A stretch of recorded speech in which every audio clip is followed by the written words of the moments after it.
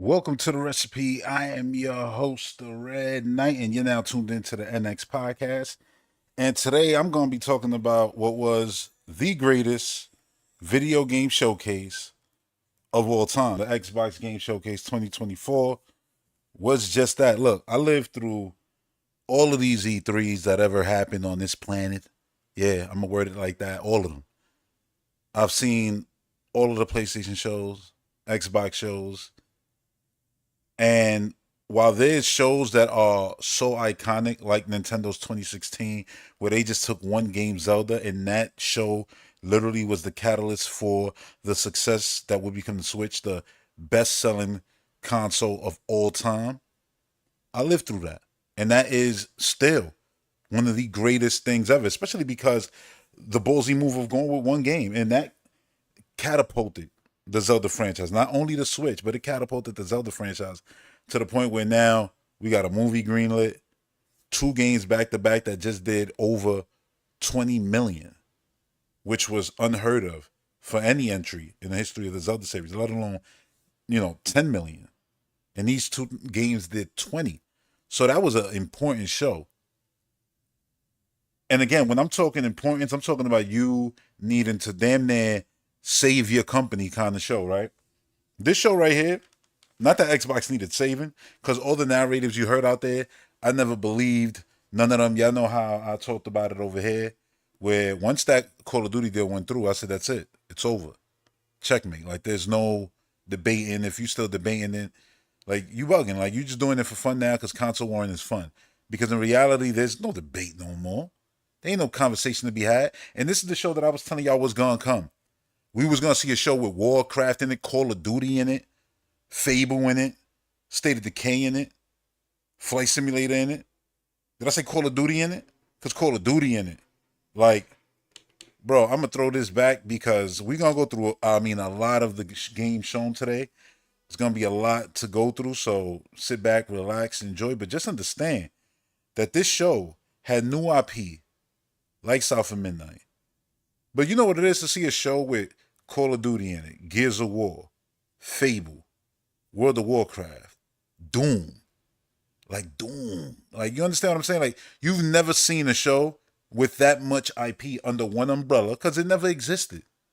And to see it all like this in a way where it's like, yo, you can't even debate what Xbox is right now. It's crazy. And this is not counting other games like, Clockwork Revolution that we know exists that they didn't show off here. Games like Towerborn, which Towerborn we know exists. They didn't show here. They showed replaced at the show floor over there in LA during, this whole summer season of game announcements. And they didn't show it anywhere online that I know of. I ain't see this shit nowhere online. But look, I just need to understand. This show is iconic because of everything in it. Again, Age of Empires is a huge franchise, just like Call of Duty is, right? Then you had Starfield, Doom, Indiana Jones. You know what I'm saying? And while I name all these games, just keep in mind, Toys for Bob is making a game. We don't know what it is. Blade is in development. Elsewhere, Entertainment, that new studio, with former people from, well, all your favorite games. Elder Scrolls is announced. You got Project Maverick, OD. You know what I'm saying? That's the Kojima game. Project Mara, Contraband. Like, there's so many games that they have that they could have showed here and they didn't. I could still bring up stuff like Everwild. You know what I'm saying? Then IPs that they're gonna have new entries like Fallout. You know what I'm saying? Like, of course that's gonna happen. Like, it's unheard of. You know what I'm saying? And this show having everything it had, and it's not like, oh yeah, just having Call of Duty. Like, this was a special Call of Duty. This is a Call of Duty with the longest development cycle of any Call of Duty. You know what I'm saying? So yeah, this was not some throwaway. It's just Call of Duty. No, it's Call of Duty under one umbrella. It's a Black Ops game, and that whole movement system that they showed off. That's something that I've wanted to see in a Call of Duty game in so long, or any just first person shooter, to be able to move around that fluid, because this idea that, oh yeah, third person games, the movement is better in third person. Like, I don't think that to be true, because I don't know how many third person games feel as good a play as something like Doom Eternal.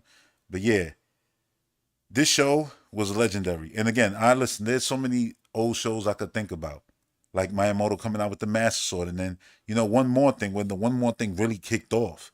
The Megaton and all that. Like seeing Twilight Princess and having the Conan music and everything. That was fire. You understand what I'm saying? But when you look at the rest of that show and what was in it, it ain't nothing that you're gonna be, oh yeah, it blows out this show. Nah, it's not. Like this show was really, really, really, really good. Like really good, great, iconic, legendary. Like the conversation around Xbox right now, everything is just different for everybody else. For me, I know I've been having this conversation forever because I've seen this show before it happened. Because I actually looked at the lineup and I said it's right there. They're showing it to us. I heard folks, try to take away from the show and be like, oh yeah, but some of those games we knew about. And y'all know me how I feel about that.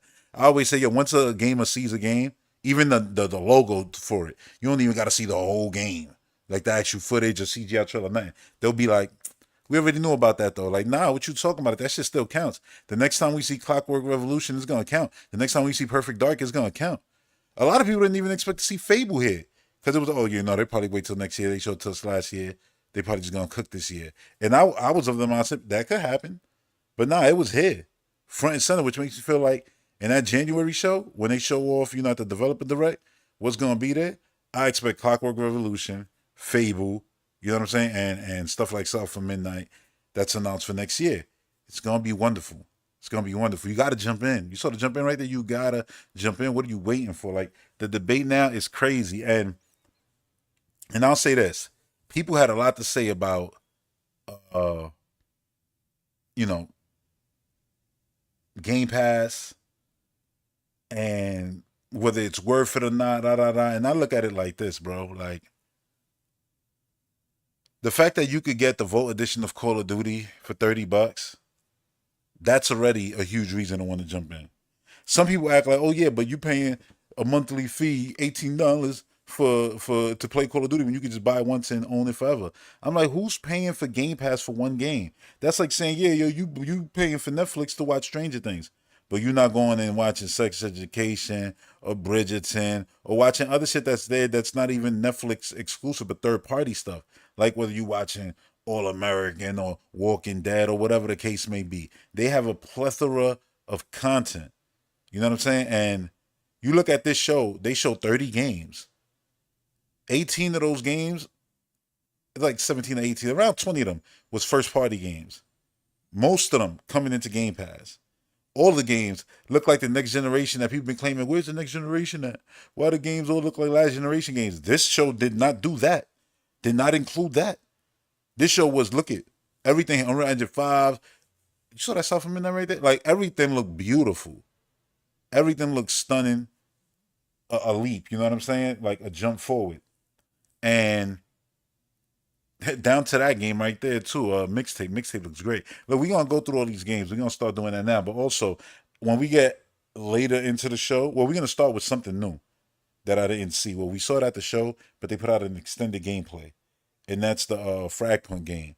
That's gonna be the first thing we're gonna watch right now, and that's brand new to me completely.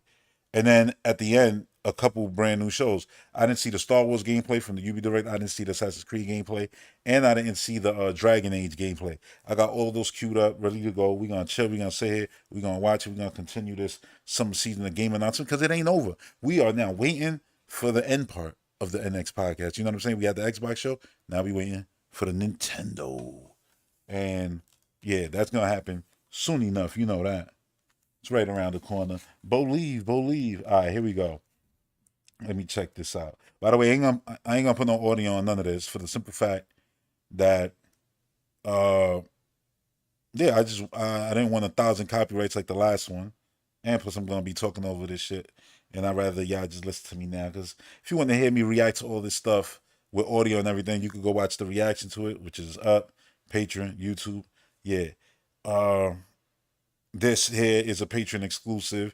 Will be up on YouTube at some point, but Patreon exclusive for the live drop of this. Yeah, so this is the game with the cards. You heard? The game with the cards, right? Yeah, with all the if I'm not mistaken. We saw a lot of good games, man. I can't wait to go through everything that we saw. It's gonna be mad fun. It's gonna be good.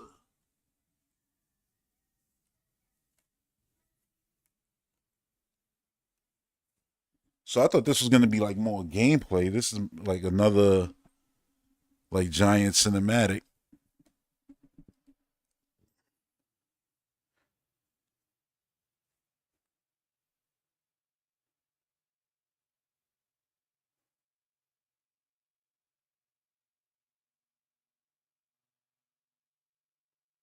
I like the mix of the art styles all together. Like it just blends real nice.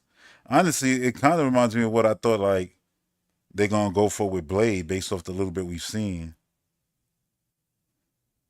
Like very stylized and shit. Like the blood and everything in Blade, that would be crazy. Okay, here we go. Now we got the game. The game looks beautiful too. You know, I watched the showcase back again, and when I was like, yo, I didn't know what was going on. Now I understand that the cards basically make effects happen. Like I saw they like had a whole bunch of grass and then they hid in it. What's that? Yeah, see right here, the grass. I thought, all right, so you changing the actual level design. That's cool as hell. Big head mode so you can shoot them easy. I'm like, oh, they got big head mode. That's fire. Like this actually looks super interesting, like a game that I actually want to try. Because I could see me getting sucked into it. It's like that's what I say. If you're gonna come with one of these hero shooter style games, you got to come correct right now because there's a lot of them. There's a whole lot of them.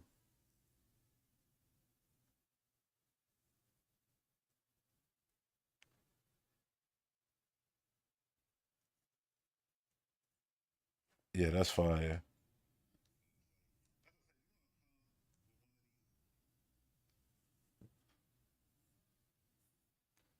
That's sick.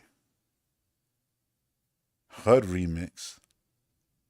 Wait, so you gonna throw his whole shit off? Or he takes your health?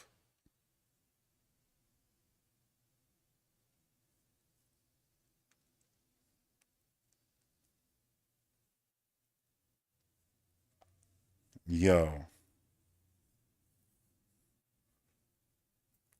damn! They should show this one at the showcase. This one is in depth. 5v5 rule changing hero shooter.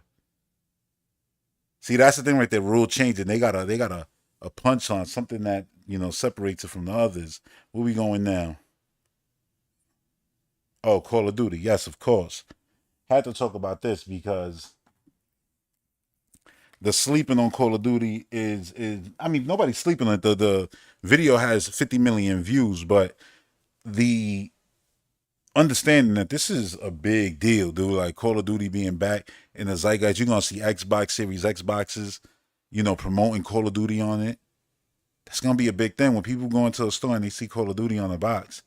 They tend to buy the box that has Call of Duty on it because they assume, yeah, if I get it there, I'm gonna get all the perks, and there are perks to having Call of Duty on Xbox. Like, look, when I went during the live stream, right around the end of the live stream, when I went and I'm like, oh, Call of Duty, the picture change, everything. The picture change and everything is because I got it already. It all installed. It's installed already. Like I got Black Ops 6 because I got Game Pass. Now if I want the Vault Edition, and here's the thing, I don't even need to get the Vault Edition to get early access. You get the Vault Edition to get the DLC and all of that stuff. That's cool. But early access, Game Pass Ultimate members, they get automatic early access. So I literally don't have to do a damn thing. Just sit back and enjoy. And that's why it's like, even paying the price of 2 games for 1 year Game Pass or topping up and paying, the price of what 4 or 5 games, like yo, it's worth it. Like if you go all the way like 3 years, it's worth it because you already seen the lineup of the games that you're getting within the next 3 years. A lot of it, the next two easily, easily, and that's gonna play into from this generation into the next one. And that's the thing. It's like my Game Pass subscription has been going consistently since last generation. Best part is that it's been free because of rewards points and all that. And while I'm gonna continue doing that too, it's like yo, the Xbox ecosystem, like for Call of Duty, with the perks and everything through Game Pass, yeah, it's gonna mean something. Remember, Amazon used to always give perks and stuff like that for Call of Duty. This whole last run with Modern Warfare 3, they gonna do that, through the rewards. I 100% believe that that'll be the case. And by the way, visually, this game is insane, but that gameplay, that movement, What they introduced, yeah. And look at it right there. Play it day one on Game Pass. And everywhere you see that, everywhere you see that, you gonna see that at the end button. It's not like they're gonna make PlayStation exclusive ads or anything like that. Nah.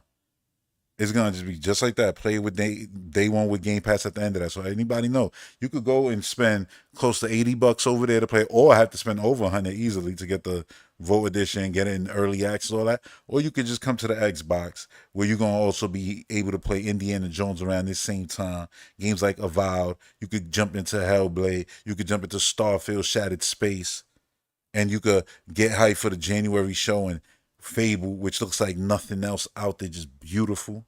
You know what I'm saying? What is it? 33 Eternals. Yo, that game. We gonna look at that too. That looks absolutely stunning. That's coming straight into what? Straight into Game Pass. This game is just beautiful. Look at it. Look at it. You can say whatever you want. They put the years of work 100% on screen, and it also is in your hands in gameplay. So when people say, "Oh yeah, Call of Duty always the same shit," like this is completely something new. Rooted in a lot of nostalgia. I'll give you that. You know what I'm saying? And yeah, it's still something new. It's something definitely new when it comes to gameplay. I can already see people complaining about it, but the thing is, it's an option. You can turn it off, turn it on. You know, but they still gonna complain. Oh, but if I turn it off, I don't got it. But then they got it. Yo, get good. I remember going from C buttons on the 64 playing GoldenEye to the analog stick. You know what I'm saying? And then hell, I went to the Wii remote and nunchuck and stuff. Some people do mouse and keyboards. You know what I'm saying? Well, now you got evolution within our standard controls, which is great to see because I always felt like you could evolve Call of Duty and add to it and build on it and build on it and build on it.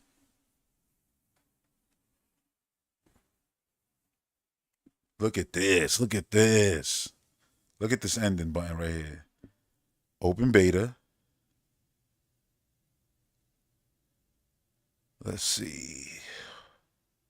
Oh, right here. See, it's the Xbox because it's on the Xbox channel. But the one I saw one that said everything, and it still ended and said Game Pass. All right, let's see what this next thing is. Oh, we gonna talk about it, of course. Marcus Phoenix, Dominic Santiago. I knew once I saw the red, I said Gears, but yeah, I knew it was. I'm like, oh, this is a baby. This is young. I never thought this was like a remaster or anything like that. Like I'm like this is a baby. I'm like this is a baby Marcus right here, and it is. It's 14 years prior because that's when E Day happens. And at the end of my reaction, when I was talking about this, right, because I already talked about it, I gushed about it, how crazy it looked, how amazing it looked. Collision is the best when it comes to Unreal Engine and all that. I saw a tweet from Jeff Keighley, and he said, "Oh yeah, this was done by Blur Studio. It's a CGI." So I said, "Oh word, that's crazy." But I know the game gonna look like that because it's a collision. So they ain't make something that's gonna look that far removed from what it's actually gonna be. And I played Gears of War 5. I played Hive Busters, highest settings, whether it was Series X or PC. That shit is still one of the best looking games ever, and that's not a current generation game. Let's be clear. So yeah, I expect it to look like this 100%. And then it came out that yeah, a lot of this is the in-game assets and everything. And da da da. When they say in-engine, and let me rewind real quick. Let me rewind before we even get to the end. Let me just go back. Check this out. In-engine footage right there. So it's like, why even bother and putting out a tweet about this shit? Like, and trying to make it seem like it's CGI. And it's crazy to do that too. When right now we currently just all finished. Us, anybody who on the Xbox side of the world playing Xbox and stuff, we just finished playing Hellblade 2. Literally the greatest looking video game of all time. Right? Just second to none. Visually, you cannot debate that. That's the best looking game that you can show to somebody to say, hey, look, this is where video games is at right now. And there's other great looking games out there like Red Dead Redemption 2, which looks stunning and beautiful. Forza Horizon 5, stunning and beautiful. Like I just mentioned earlier, Gears of War and stuff like that. And Call of Duty games. But understand, like Hellblade is in another league. And you know what's in that league? This, what you're looking at right here. And I 100% expect, especially the fact that this is probably going to come out on the 20th anniversary of the series on a brand new console, a brand new series of consoles, that's not Series S and Series X, something more powerful. Yeah, it's gonna look like this and then some. This right here, is what you want, man, from Gears. They going back. Obviously, you still got the colorful stuff in there where that glow is real nice. I like that. I'm glad that they didn't get rid of that. The world is still beautiful, colorful. Looks like because people like to say, "Oh yeah, Gears got to go back to his hard roots." Let me tell you something right now. I don't know what Gears of War y'all played, but I've played through the series multiple times. I'm still playing through it. I'm gonna actually when I play through, I'm gonna start part two over because I saw my gameplay and the audio was messed up to it. So I'm gonna start that over, and then I'm gonna go through the rest of the series right here on the channel. So if you want to see that, subscribe. Uh, check this out.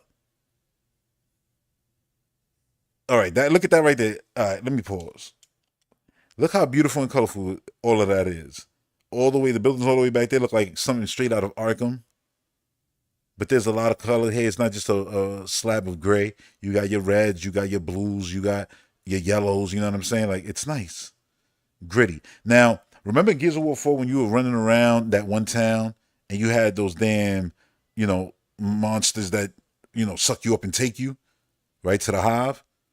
One of those, and you had multiple of those jumping on the car and shit. That shit was all scary with the storm and everything. That was all scary. Gears of War 5 going through some of these areas like these frozen, basically dungeons, these different bases and stuff like that. They kept a scary tone to it. So I don't like that narrative like that Gears of War lost its horror touch. It didn't. Like it's intimacy and everything. I like all of it. It's always been about a group of dudes running around. And when I say dudes, I just mean like dudes in general, everyone. Like girl, guys, everybody. Like it's just a crew running around doing shit. You know what I'm saying? Trying to get shit done. And clearly they're gonna still keep that here, which is great. The co-op aspect of gear is super important, you know? And when I think about this game and then going back, I don't think that just because it goes back doesn't mean that we can't look forward to. Like, granted, because it's E Day, they'll probably keep all the DLC in E Day. So it's like, yeah, you're gonna see Marcus right here, you're gonna see Dominic right here. They'll probably have two new people with them. They'll probably have a Carmine with them so they could kill them. That's a trope of the series.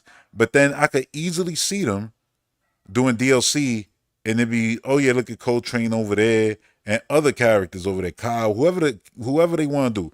They could do whoever they want. And that'll be cool. You know what I'm saying? Like there's a lot that they could do in the E Day time period. And they'll probably want to stick there. But I said it even after the reaction. I was like, yo, they could go back. Like, I mean, not back. They could go after going back all the way to the beginning.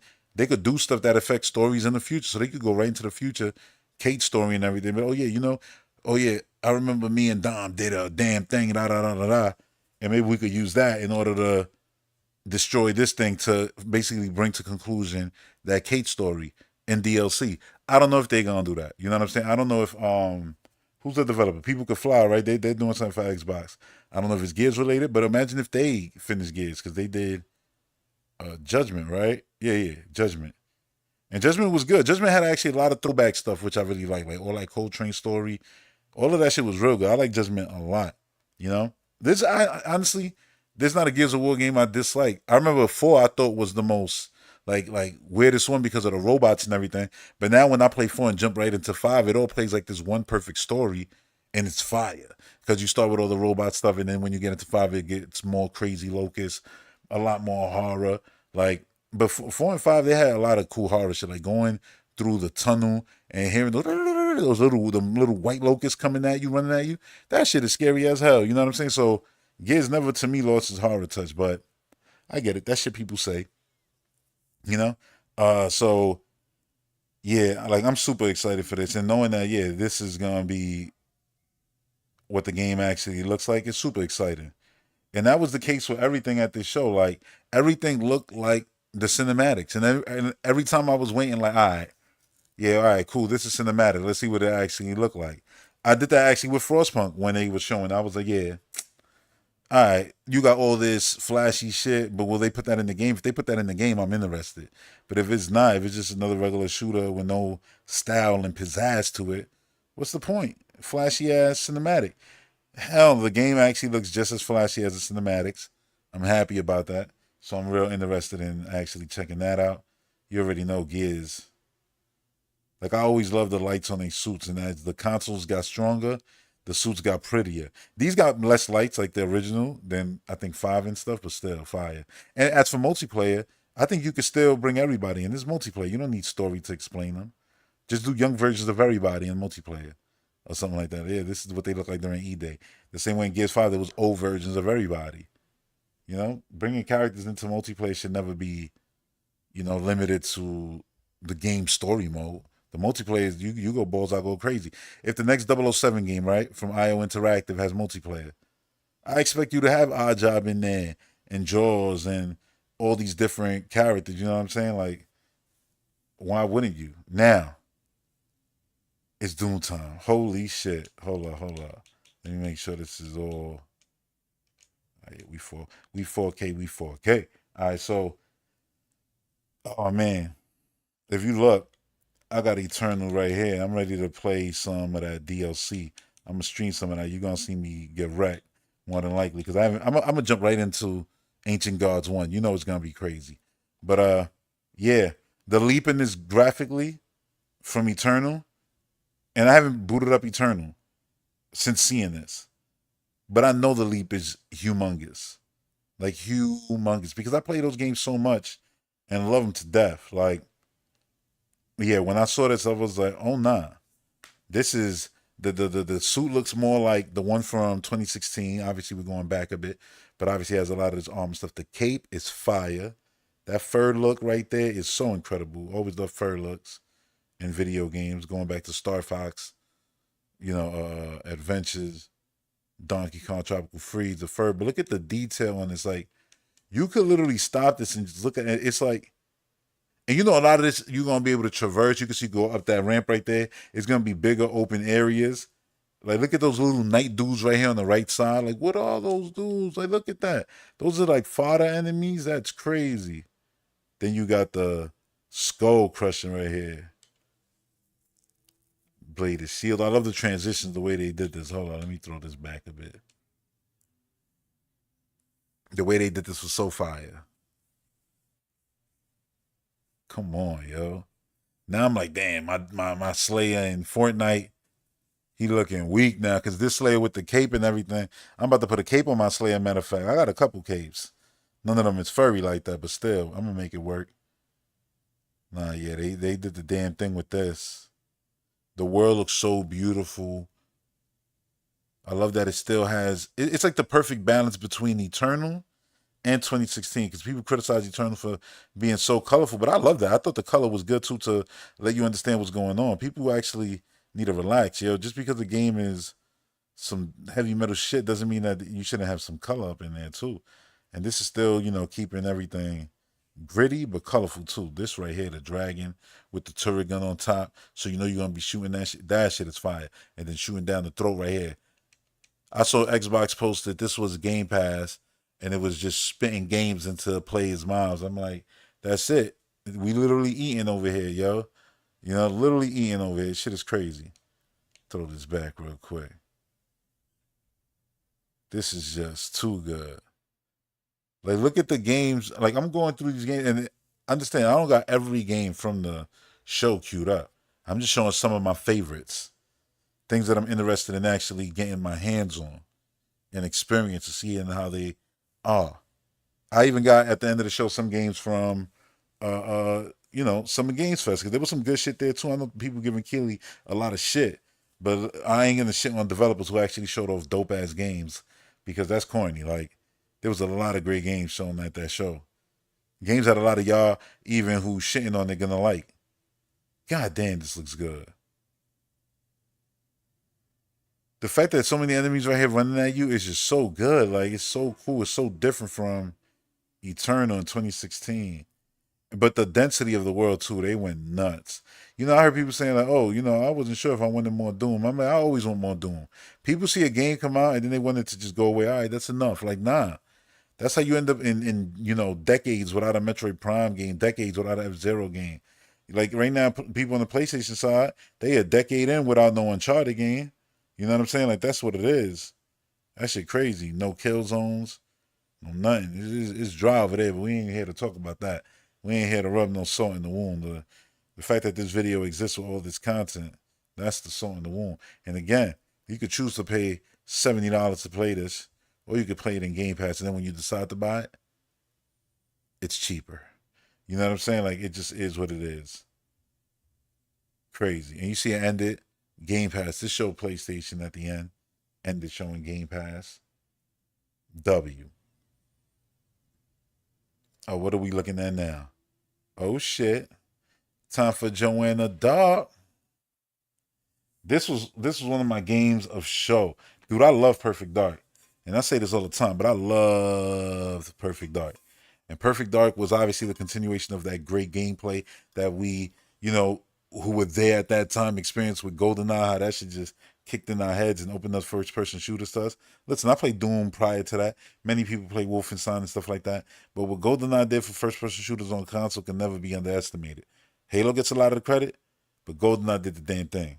You know what I'm saying? That shit definitely was the thing that kicked in the door. If it didn't kick in the door, it definitely built the house then. And then Halo kicked in the door. That's just a fact. But you know what was there in between that door kick and the house being built? It was Perfect Dark. And then things like Time Splitters came after that. But Perfect Dark was so special because it was basically 007 as a woman and sci-fi. And me as a fan of 007 my whole life, I always thought it'd be cool if they did a female James Bond. You know what I'm saying? Something like that. And they finally did do it, in the actual movies, especially in the last one. And it was cool, you know what I'm saying? I was hoping that she would get her own movie. But yeah, like this is what Joanna Dark was.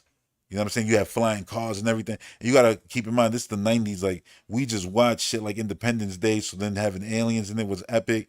Having Starship Troopers just came out, so the aliens in the game, like the boss in uh Perfect Dark 1, like it just was perfect for the time. And we had, what I said, Starship Troopers. Yeah, like there was the other. I mean, like, listen, it was the 90s, and Perfect Dark was influenced by a lot of different, things. It was Bond, it was Fifth Element, it was Blade Runner in there. It had a lot of different things in there, but it was cool as hell. And the fact that this game looks like a modern reintroduction, retelling, rebooted, remake, retelling of that original game in a way, I'm excited for it. Now it's confirmed that it doesn't have multiplayer. I'm like, we got so many multiplayer games now. I'm not even mad at it. Did I wish I had multiplayer? Hell yeah, I wanted to throw a turret gun up on the wall and do the damn thing with Perfect Dark had. That was a major part of Perfect Dark. Am I disappointed they don't got multiplayer? Absolutely. Do I wish I had multiplayer? Absolutely. Do I wish they updated and added multiplayer after? We've never really seen that done to a single player game, but Perfect Dark will be the first. Why not? But I'm not. We got a lot of multiplayer games coming out. They show so many in here alone. So having another single player shooter like this is good. You're gonna have Indiana Jones this year. You get Perfect Dark 2025, 2026, probably 26. Yeah, it's gonna be a good, you know, a good experience. I'm just happy Perfect Dark exists. I don't need multiplayer for it to be a perfect experience. I just want it to be a perfect single player experience. And it ain't gotta even be that. It just gotta be good. Good to great. Because this looks awesome. That everything there looked amazing. The parkour, all of it. It was just so good. And now we get into Machine Games 2024. Indiana Jones, Lucasfilms.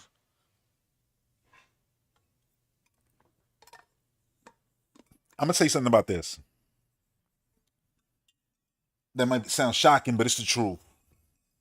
This game was shown off, and I thought all of this that they showed was absolutely stunning, absolutely beautiful. Can't wait to play this game.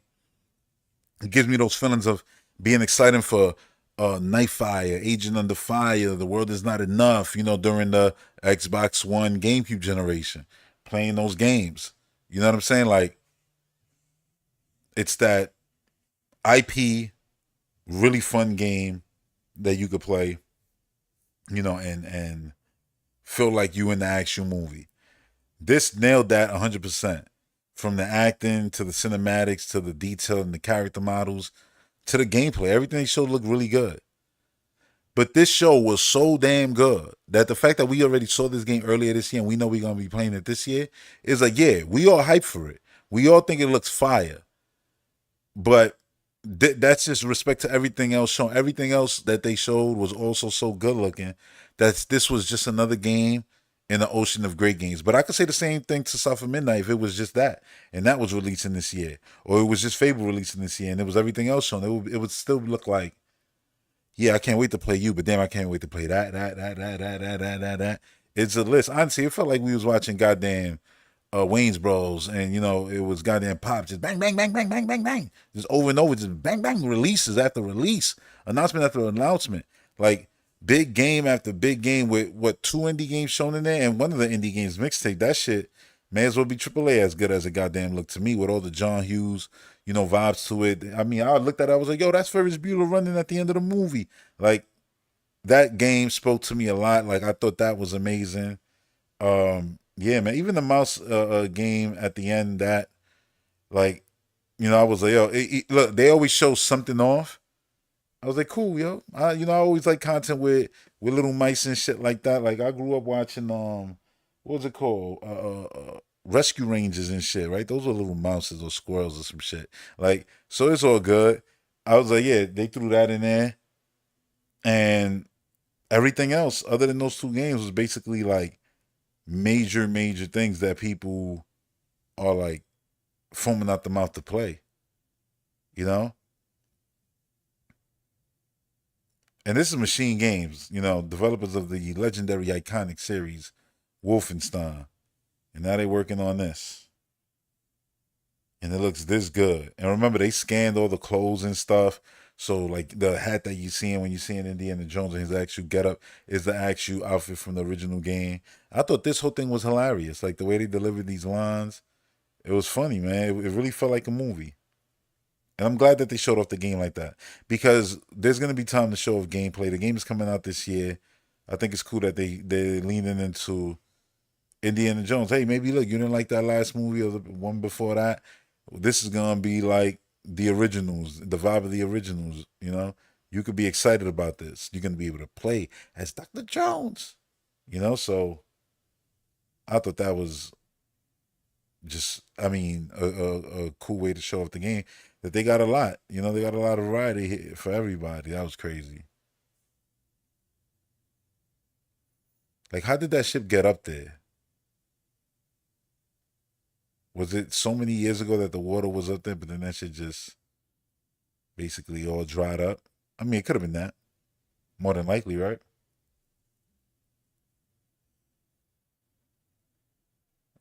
So good.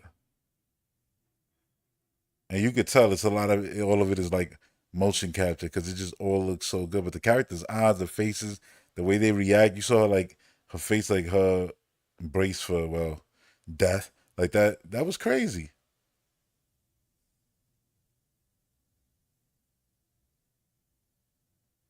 Them both getting out the way, funny as hell. And now we cue the montage. I thought it was a smart trailer because you showed a nice scene, and then you cue the montage. Boom, sledgehammer, fist. You got the fisticuff action. Then you got that whipping action. What you doing right here? Quick, quick, bang. And you saw he interacted with the level behind him, like he like leaned up on it. That was cool. And you see enemies do that a lot. Like go. Honestly, if you look at this in Perfect Dark, they kind of resemble each other in the way the mechanics are. So I guess it's the melee. The melee and the shooting married together. It's gonna be cool. But Joanna Dark, like I like the fact that she, could like do all the little gadget stuff, like take the audio of the guy in order to make the guy move, in order to access a room. That shit was all good stuff. All good stuff. All right, what we got next? Let's see. Mmm. Stalker.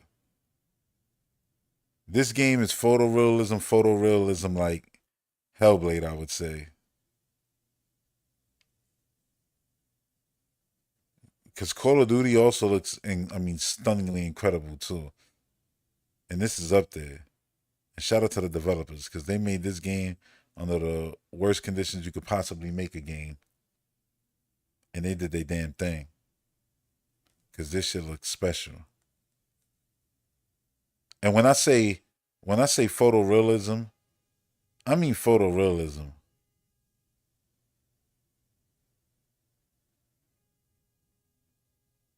Like this looks real. Like the textures, the lighting, it just all came together really, really, really, really nice.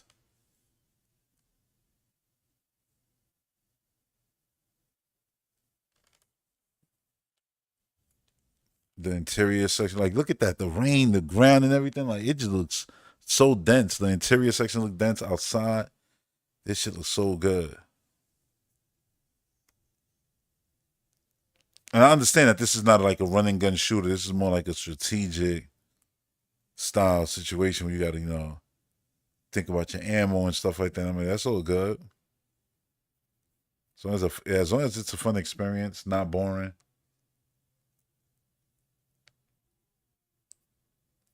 I love the camera right there. Like you see, like there's multiple fights going on, but then you got stabbed because of that dumb shit. The head spiked into the. It looked like the mirror was broken. He just like stabbed his head into the side of it, which was brutal.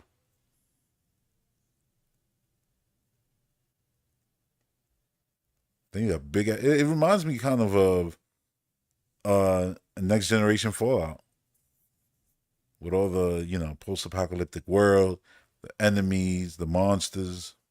That looks wow.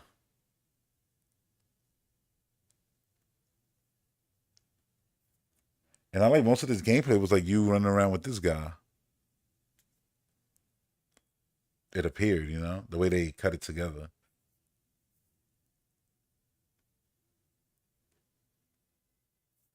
September 5th, right in Game Pass.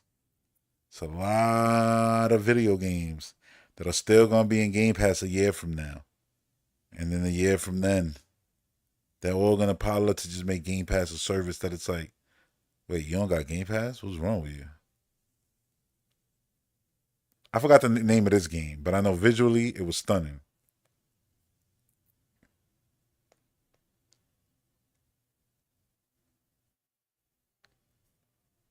It's the girl with the sword and everything. Yeah.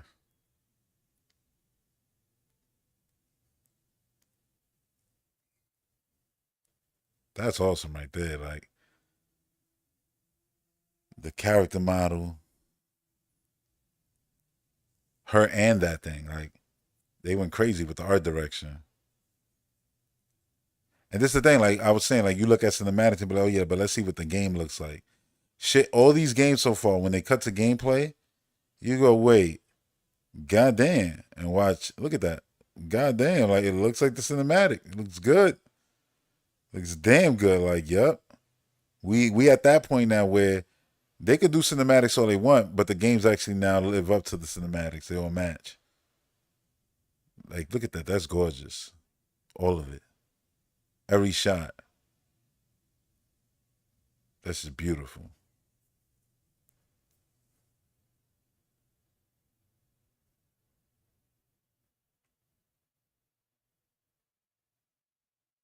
Wu Chang, Fallen Feathers.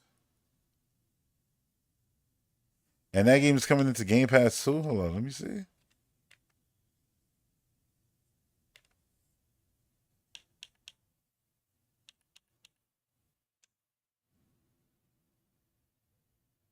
Oh yeah. Oh yeah. Game Pass, Game Pass. We eating with Game Pass. Oh my God, this game. I think this game blew everybody away. I don't think nobody expected. I mean, because who knows about Sandfall Entertainment? I never really heard of them. So, not really. I never heard of them. So, yeah, this game right here, this whole, like, I'm trying to understand what it is. It seems like everybody who's that age gets dusted, like blipped away, like the MCU.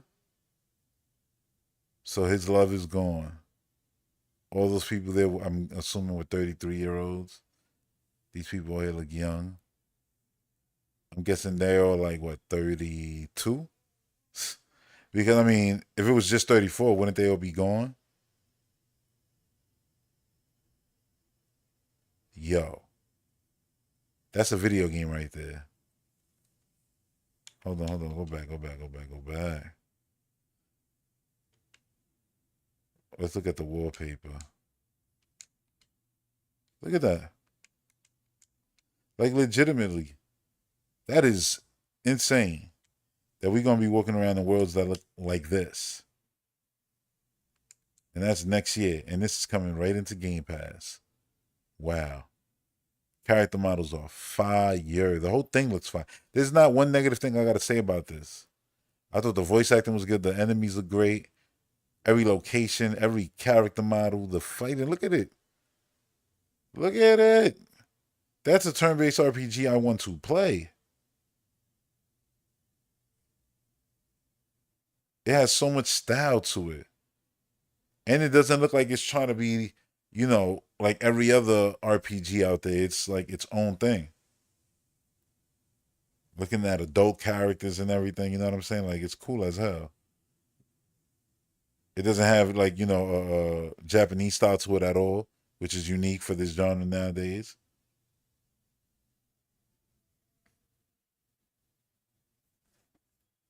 It's just so good.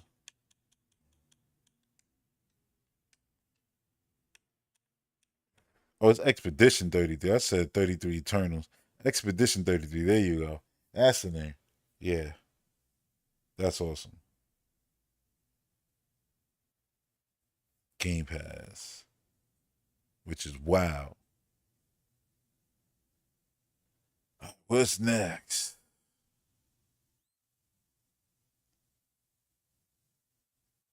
Okay, in-game footage. Probably my game of show, honestly. I loved everything about this. I love the character model. Her name is Hazel, if I'm not mistaken. Hazel. And I'm like, yeah, I already love this character model. I hope this game does so well. And she becomes like you know, a staple for the brand. And we don't even see her, I feel, in her final form. I feel like the final form is the actual, like, artwork that you see at the end of the game. Her wearing, like, the white shirt and stuff. But this was done so well.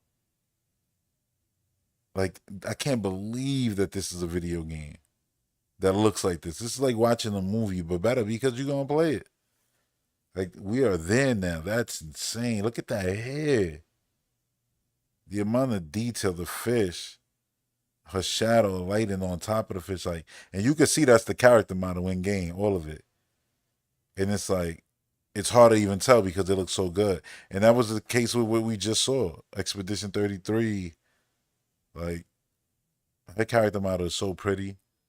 The way they did like the sharpness on her chin, her nose, her lips, the eyebrows, like it's just all cool. Her cheekbones has such a nice style to it. Then it goes into the game, and you get this pretty, very smooth gameplay, very smooth looking, stop motion style,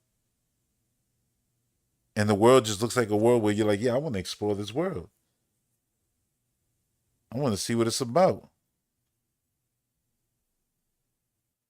And you got good traversal when you got something that you can hook shot up against. And while the fight in here was short, and this wasn't the boss, this was just like a brute version of the regular standard, you know, regular enemies you're gonna be fighting. Like it's crazy. That looks like his bottom half is dragging the body. Like if he was a person at one point. Shit is sick. And I like all this, like, her doing magical lightning, her dodge. What's not to like? Charge shot right there, boom. And then unravel it set. And now everything gets cleaned up. You see, it doesn't go into her. It all goes around the area and like cleanses everything. Then she keeps it moving. Like, oh, this shit is so fire. This shit is fire. Look at the light in here. And it looks like you can go left here and explore other stuff. That big pig head right there.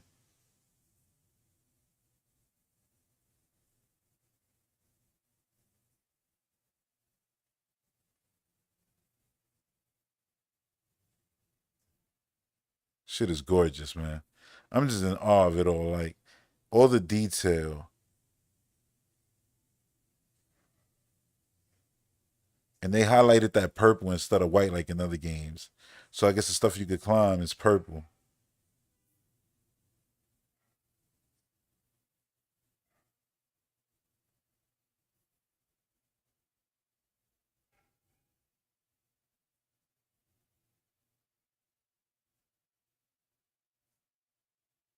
Sick.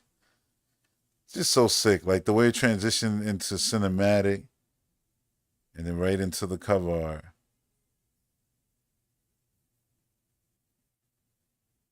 You see her right there with the white shirt. I feel like that's her final form.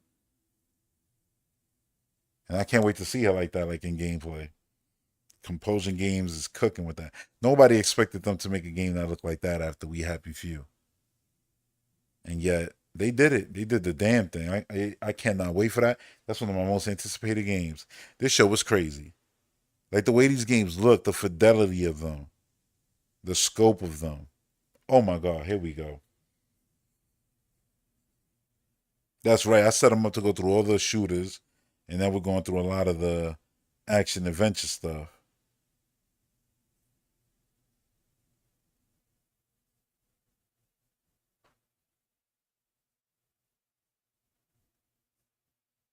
And this just said in game. Last year they didn't believe that this was in game. And you see it now, and it's like, do you still not believe it? It's in game. You seeing the power of the Series X do its thing. That shit is totally in game. Look at that. You walking around that beautiful world. It's gonna be something else. Incredible character models. Clean, clean, clean, pristine visuals. Like, this is exactly what I thought. Oh man, if Forza Team made a single player game, what would it look like? Yeah, this is what I thought. But honestly, I thought maybe a little bit less because, it's not just a car game. Once you make a bunch of, characters in an open area, it's going to probably, diminish the visuals. Nah, they really got tech that, I mean, look at it. It's just impressive. And I'm so happy that they get to go from Forza Horizon series to this. Because if they hit a home run with this, they're literally going to be one of my favorite developers on earth. They're already that. But that's going to solidify them. Like, they made a racer and they made an action adventure that looked like this, play like this. Oh my God. Oh my God. Whoa, whoa, whoa. Throw that back. Throw that back. That's your sword right there, your handy dandy sword. Her character model, his character model is so cool. That whole area where they were saying that was cool. This big giant brute looks sick. And you can see some shots of her fighting, and like when she stabs it, it feels like that's probably gonna be like the ending blow right here. And I love that these games really got people questioning, like, yo, and it's like, bro, we got Hellblade right now.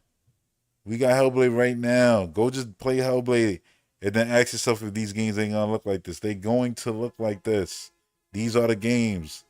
Get comfortable, get used to it. This is Xbox now. That's what it is. And it's gonna be real hard for people to be able to say no to this plethora, to this whole collection of this whole selection. Come on now, Playground Games. I love their logo too. The kid on the swings.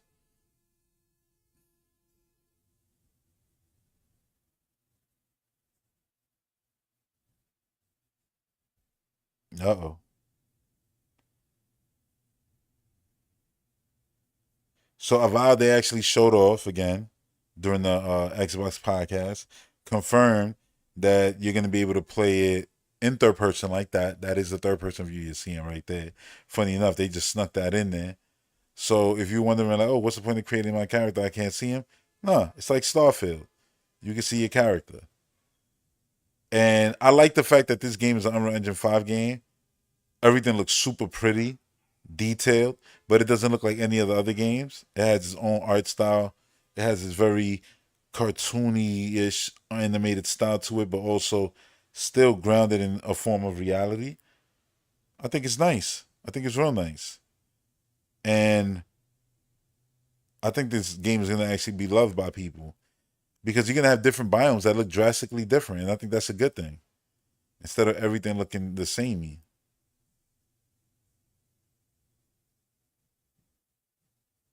Obviously, you're gonna have choices and things like that.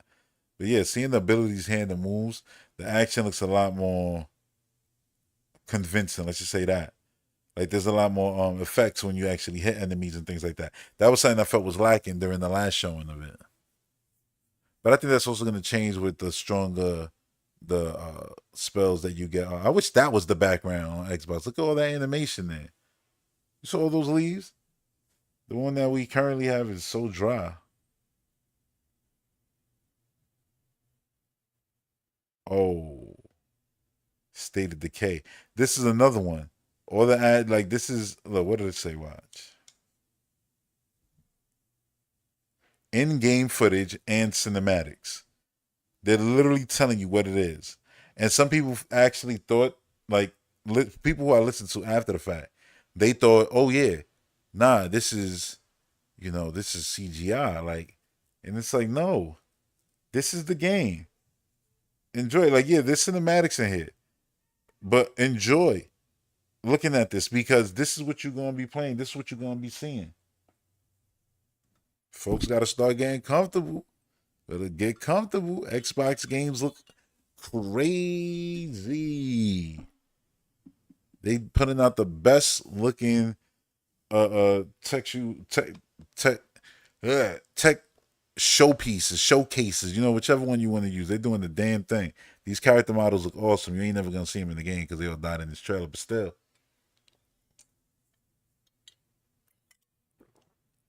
You're gonna see gameplay right here when she starts shooting. Watch. And people think, oh, because it's not a cursor or anything like, oh, that's not the game. It's a trailer. And the game don't come out until next year. Look at that gameplay. Remember, Collision helped them with this, like with the visuals and everything. Unreal Engine 5. That's the way the game look right there. Shit looks pretty.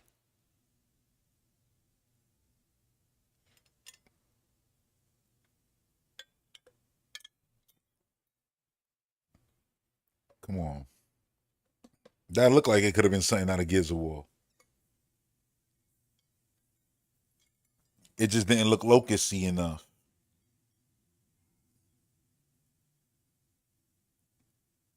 But I'm actually excited to see how this game actually is. And if they design the game in a way where playing this game without wanting to build and fortify and do none of that shit, it's still a viable way to play that. It can still be fun. So it's like, yeah, if you want to build in your friend's shared world, you could. If you don't, you don't. You could just be support, or whatever the case may be. I'm like, yeah, I would like that. That would be cool. Because I'm not really interested in doing none of the building stuff. It's crazy because they mourn him. Then they come here. And I guess they get trapped. Or they don't get trapped. They got out the car. They should have backed up. Choose your battles, man. They didn't choose that battle wisely at all. Because clearly that thing slaughtered them. Probably like, that horde probably passed. The new people came, picked up all the little trinkets and brought them there. Found out, yeah, they gone. State of Decay 3. And again, they had a lot of games that they could have shown off, like I said at the beginning of the show. And they didn't. They held a lot close to the chest. Now, I threw Metal Gear in here for the simple fact that it was cool to see Metal Gear actually at the Xbox show. It wasn't at like the State of Play or anything like that, or at Summer Games Fest. But yeah, seeing it here, it was a good show, and I thought the game looked really good. The voice acting, was what you expect from Metal Gear. But then the actual visuals to the game, the lighting and everything, I think they did a good job bringing it, to a modern visual style while keeping all the funness of the, original game, like the crocodile head he had on right there. That crawling around is so cool, right? Super realistic looking. Oh, join the dark time.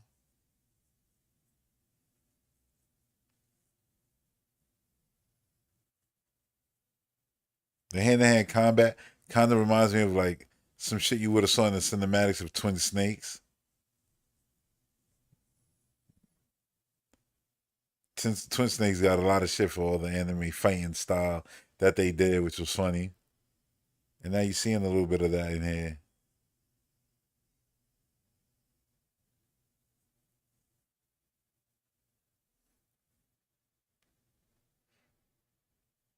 I genuinely think they did a good job with the visual style. And I know it don't look like, oh, a lot of the games you see in here like Fable and stuff, but still it looks good. And when you compare it to what the actual last version of Metal Gear Solid 3 was, it's a huge leap because I think the last one was the remake for the 3DS, which kind of looked, was it on par or better than the previous one? I think it might have been better.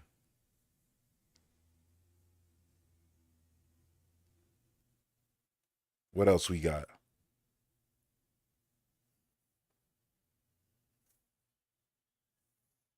Blood and gore. Oh yeah, Flintlock. In-game footage and cinematics. This game is dropping into Game Pass. I'm definitely gonna play this. Hopefully it's good. Listen, I'm gonna download it. I'm gonna give it a shot. It is what it is. That's the beauty of Game Pass.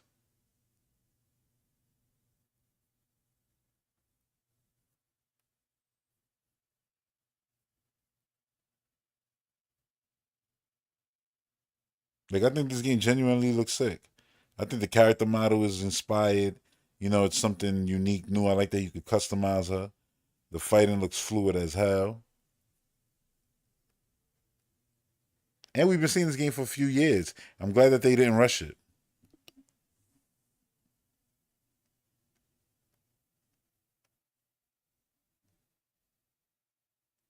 Her traversal looks like it's gonna be super fun and unique. Cause her little dog buddy.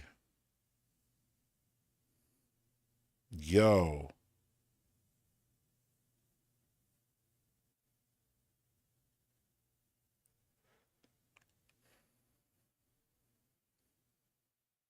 Like it's such a gamey looking game, but also like it looks like such a step up for hack and slash games, like in its smoothness and stuff.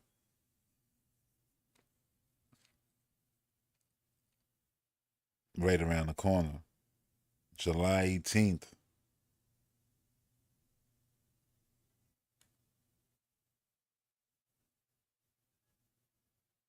Let's see what we got now. Okay, here we go. Mixtape. I really like the way this game looked, and I'm definitely gonna give it a shot. I said, you know, I didn't even know that this was the developer of the Artful Escape, which I played. Right, Artful Escape. That was the name of it, with the dude with the guitar. This is that developer, and I'm like, oh, I played that game. I beat that game. So I was already interested in this game based on what it looked like. But now knowing that it's a developer that I already played their previous game, just got me more excited now because I'm like, oh yeah, I'm definitely gonna play this. And the whole like again, the whole scenario, everything that they introduce in this, I really like. And this scene right here, watch. This is straight Ferris Bueller end of the movie when he's running to get back home before his parents get home. Yeah, this is 100% that. The vibe of this whole trailer is a John Hughes movie. And John Hughes, you know, iconic director. I love John Hughes, man. I watch all his movies all the time, still to this day. Still to this day. Hell, they just dropped most of them again in 4K, and I just upgraded all my John Hughes movies to 4K on Voodoo. And this is just, you know, it's up there, man. You got the music, Smashing Pumpkin, Iggy Pop, Joy Division. It just has a cool vibe to it. It just does. And that game was, you know, the last game was like this, very colorful, a lot of fireworks, explosions in the background, and trippy effects. Like I like that they, kept that going. They have this style in a sense. But that was a 2D game mostly.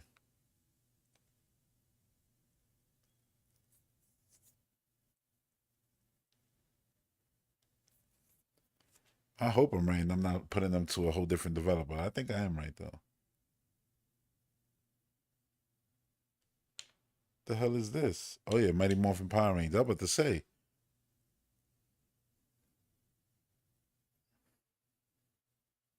Dude, when I saw this, it made the show for me. This show, I was like, this show was fire. I've wanted a beat 'em up, a quality looking beat 'em up Power Ranger game for a long time.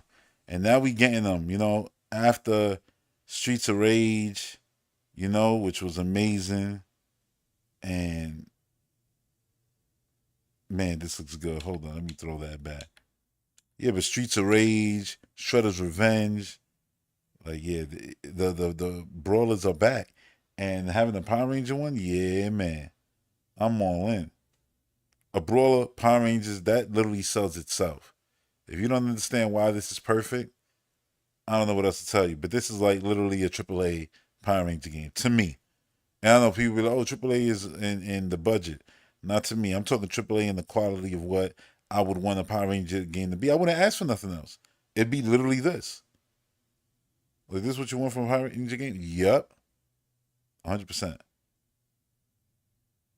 Now for Turtles, it's like we've gotten so many like this. I want a Arkham Knight style co-op turtle game. Imagine four people running around the city, you know, doing shit like Arkham Knight, creeping up in the rafters, taking out a whole, group of foot soldiers who trying to like, let's say, do some dumb shit in the area, and y'all all taking your own routes to clearing everything out, but not getting noticed. You could go and either just beat everybody up, or stealth it up.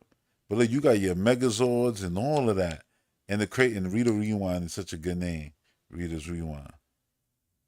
Look at this, the different, you know, gameplay styles.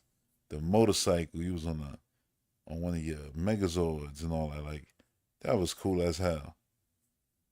See that? First person view fan? Literally doing what that just did. That punched straight to the screen. So good. And the fact that it's only right now confirmed for PC is wild.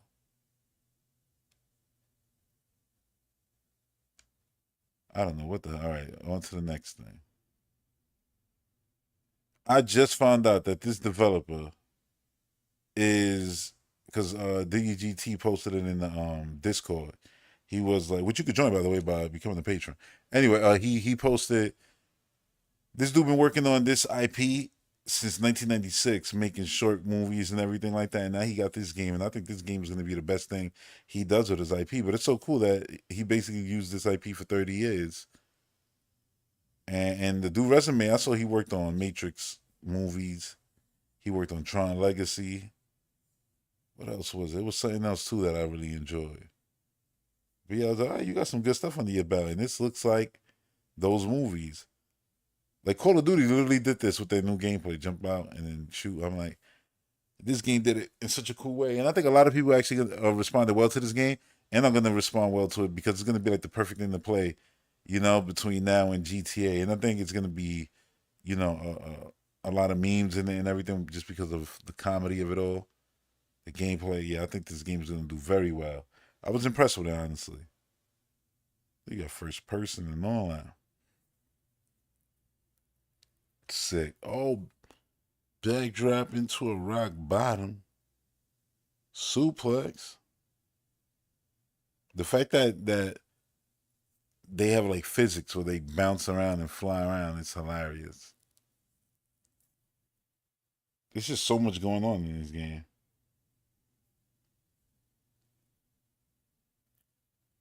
And I'm not mad at it because it's like that's how you make a super fun game. Just, oh, what should we do with it? Yes. What does that mean? We gonna do anything and everything? Yes.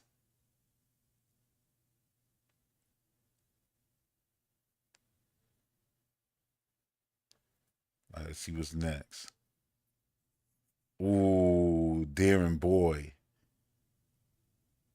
I love this. This is one of my most anticipated games to play. I love games like Inside, Limbo, you know, Somerville, Planet Alana, and this is right up that alley. Can't wait for this, and it's just beautiful. Like, what game got an art style like this? It's pretty damn unique. It's just gorgeous. It's so pretty. I think the way they handle lighting and everything, it looks like it actually has ray tracing in the water and stuff.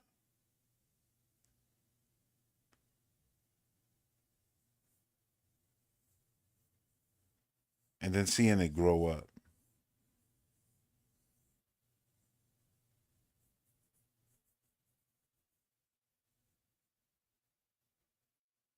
right here. Come on now. And then you see now new gameplay unlocks and now it can lift you. Like, I love seeing that.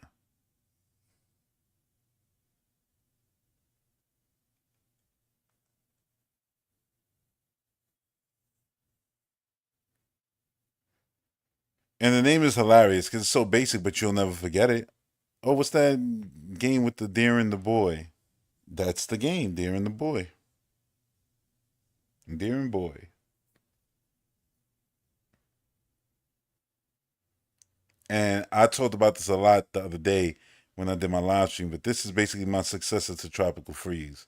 For me, this is it. This feels like what Tropical Freeze would have became the next game. I think visually, art direction, everything, this shit looks so good. I haven't been this interested in the platform not made by Nintendo since new Super Lucky Tales, just to be exact. You know, new Super Lucky Tales is awesome. And this just looks incredible. This is day one for me. No ifs, ands, or buts. This is 100% a must play, most anticipated game of the year. It's up there for me, for real, for real. Like, I'm purchasing this game. This game has some music done by David Wise and everything, who's the composer of Tropical Freeze and Donkey Kong series and Banjo and stuff like that. He did stuff for too. Yeah, man. And it's like, yo, the cinematics, everything is just so like, yo, on point. This looks like it had a huge budget. This game, minecart sections are 2.5D. Come on, you see the enemy chasing you, and now you're on some Crash Bandicoot shit. This is so good.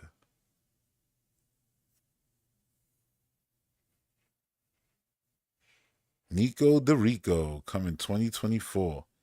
I want to know when in 2024 because I want this. Okay, see, this was the trailer that I didn't see, so I get to watch it now. Here we go. I'm actually listening to it too. Dangerous Golden Age of the Underworld. Okay.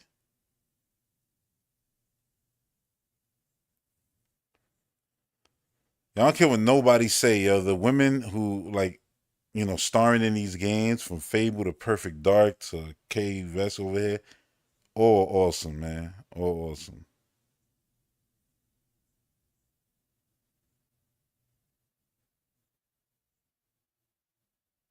And the best part is that all the actual models are just as beautiful as actual in game character models.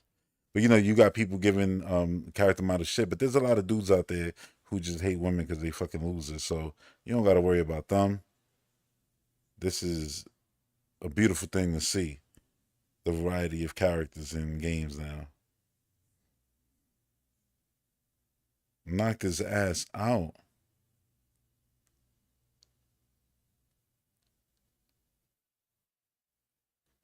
I just saw Ubisoft is selling Ubisoft Plus. If you buy 1 year, you get 4 months free. All right, that's not bad at all.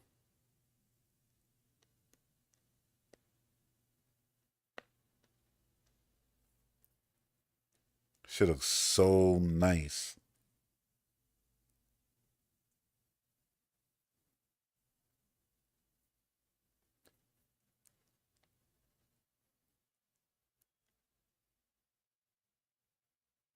This game looks stunning.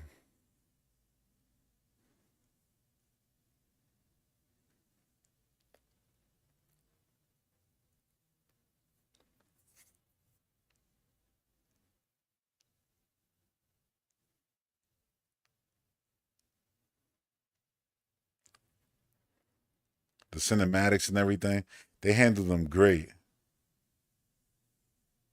Again, this looks like a movie. Like if you're watching the Star Wars movie, but you're playing it. I was playing Jedi Fallen Order yesterday, and I was just like, this game is so good. And I think this game looks even better. But I got my dude in Jedi Fallen Order right now. He got the man bun. He got a big ass beard. He got a suit with a cape on. He look crazy. The different biomes is so nice.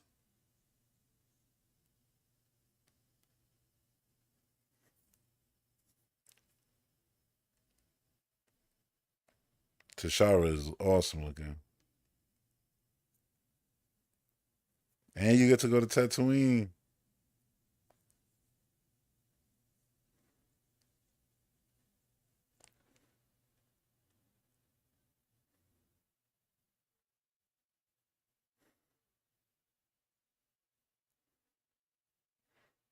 Transitions was so good in this trailer, yeah.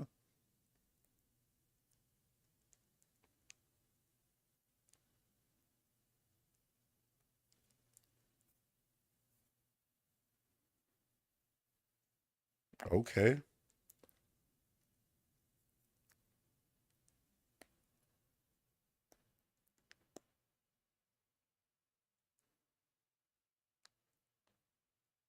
That looks so real. Them just chasing this shit. All right, on to the next one.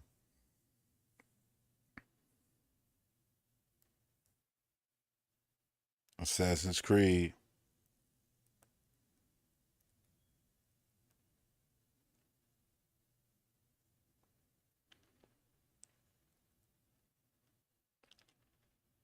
Damn, the density of this jungle is nice. Looks like a Forza game almost. Damn.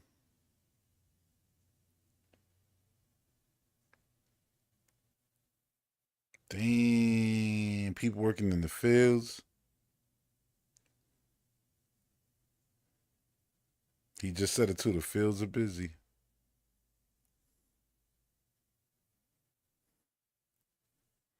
Damn, this is pretty.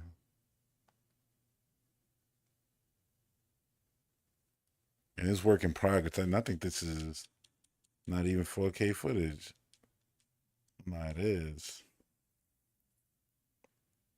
It's still gonna look better even when you play it on your screen. All these games, that's the crazy part. They look so good already.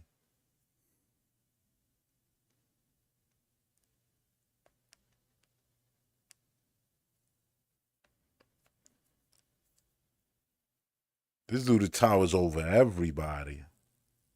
You gonna pet the dog?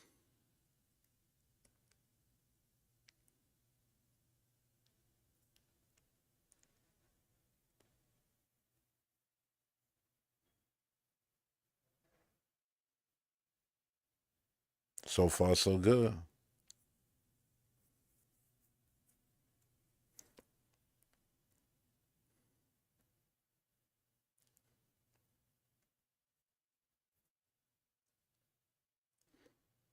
This looks like a battleground.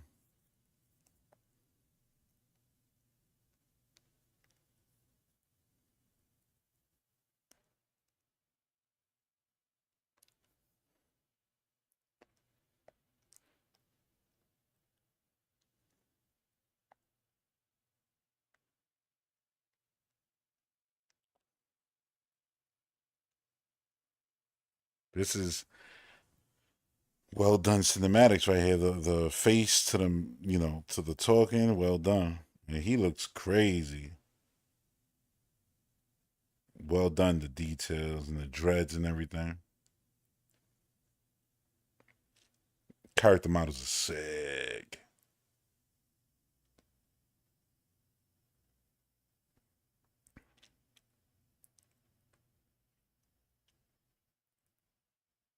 Yeah, man. I'm liking this a lot, the way it's looking.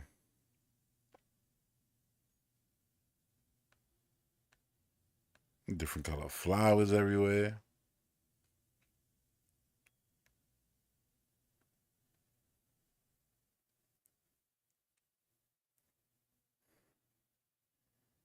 More division and more corruption among the people here, he said. Mm.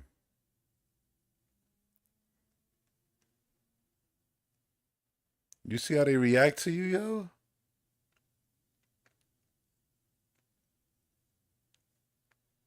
They'll bow.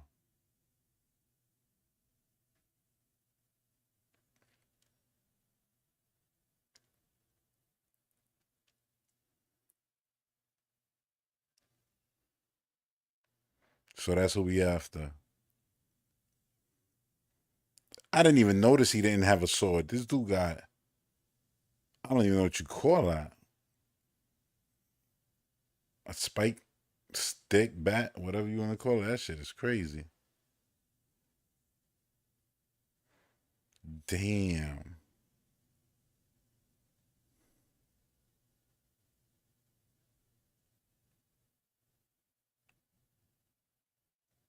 Was all perfectly dodged. You saw the blue dot. Ching, ching, ching.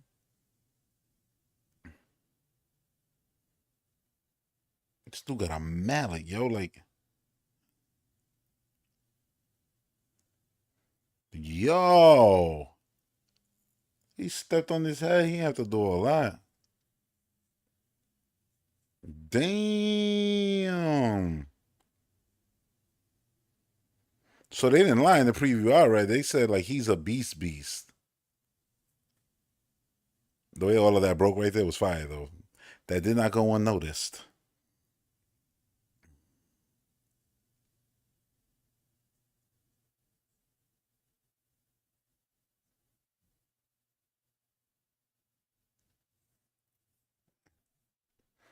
Oh, the beat is fire.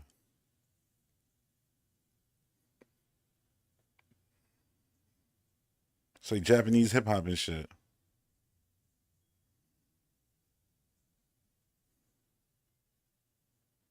And Japanese people love hip hop too, so I think this is cool. I think this actually is gonna play well with them. It's playing well with me right now. I'm liking it. And somebody said, "Oh, why the black dude gotta have hip hop music? Why not? This shit hard right here." Remind me of like Afro Samurai and all that shit. Oh, the black and white was nice. Very, very mad world of them.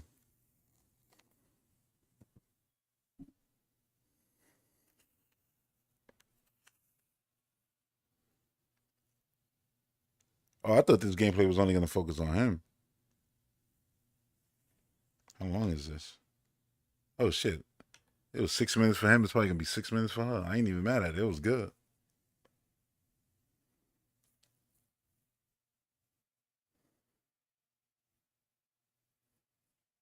Let me see what else is after this. Uh, can't see it.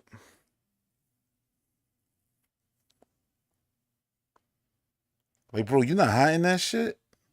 He got me sweating just looking at him. It's fucking sun blazing out there. They should put some sweat on his ass. Her too, though. But at least hers is a little bit, it's not stacked like him. This dude could go through a blizzard. Could climb Everest with this shit. I thought they weren't gonna switch. I want to say, yo.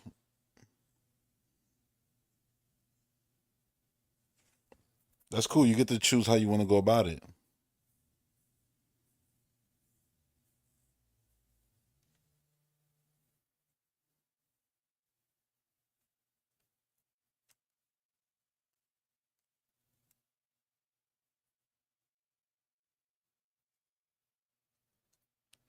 Now her game is Tenchu.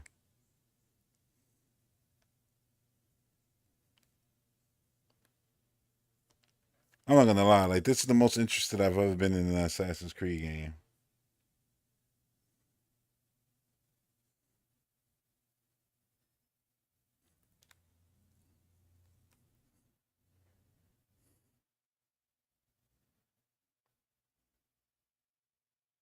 Peak was classy.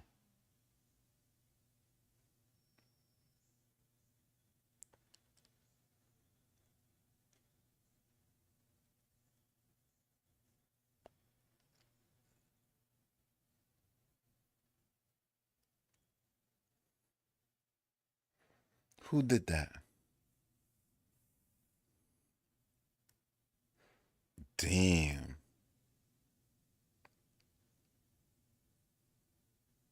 I thought she was gonna pull him down.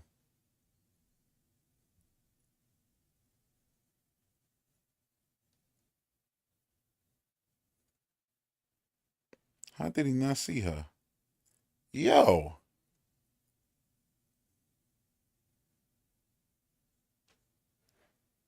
how would you know that? I would have never knew that she could do that to get back up. The hook shot up.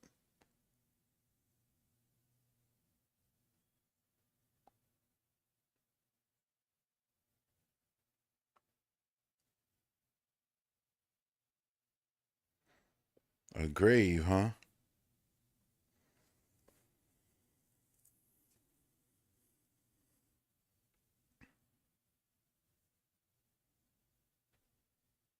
Oh, pulled in by the throat.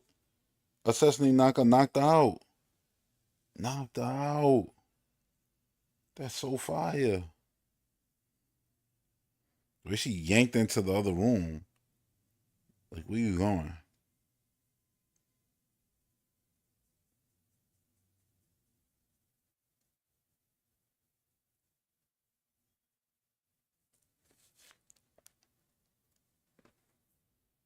Psst, that was crazy.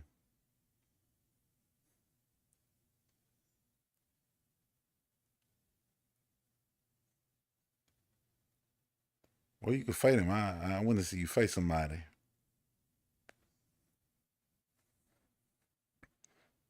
Yeah, this is cool. The hook shot makes it just smooth. The fact that you could just hook shot up like that. I wonder if you could do that anywhere. It's looking like you could.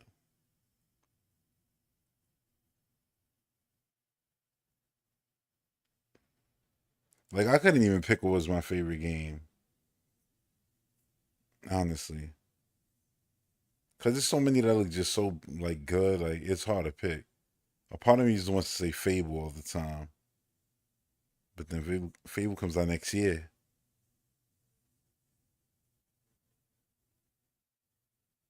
and I want to pick something from this year, basically. Something we gonna play sooner rather than later. The raining now. Let's see what they doing.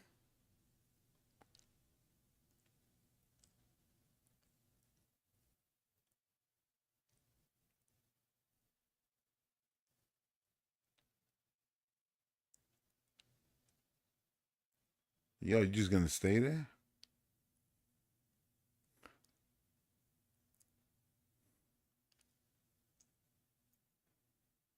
Oh, here we go. Fight time. Oh, she using the hook shot. I'm calling it the hook shot, but you know,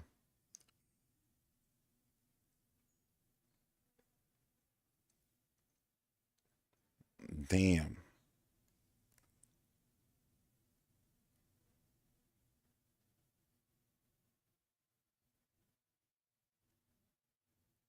Yo,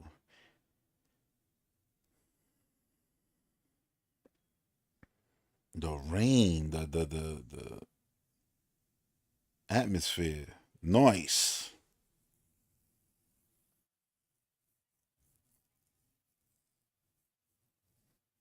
Ooh, the snow. I like the snow. I always like snow area in games. I'm like the me versus dude with the water, but with the snow.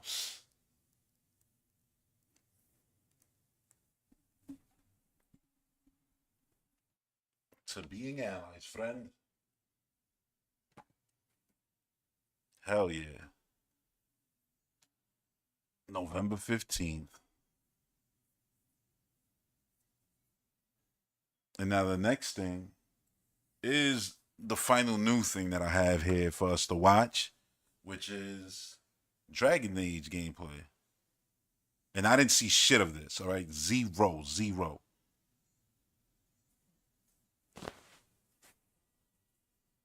And I only knew this gameplay existed is because I was listening to, I forgot what podcast. Somebody was like, "Oh, the gameplay they put out really impressed me." I was like, "Wait, whoa, where the gameplay at? I ain't seen no gameplay.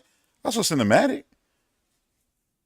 And this looks like an engine. All of this, holy shit! It looks just like yeah. This is Mass Effect developer, right? This is BioWare shit.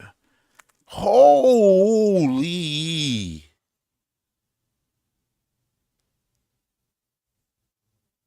yo, this is beautiful. Rook level 1 backstory Shadow Dragon custom appearance. Oh, so you made him look like that? Yo, this shit looks sick. The art style is so cool. I like how the 2D character, not the 2D, they have like a 2D look almost something like they're less detailed than your character, but it all works in a nice way. Damn, this lighting is sick. I never played a Dragon Age game.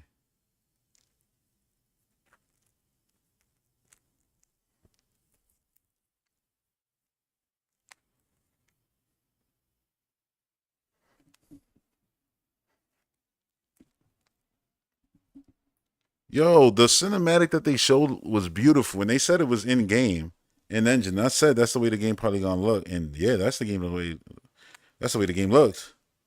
This is wild.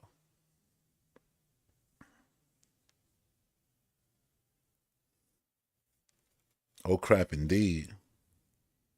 This is look at the lighting in this game.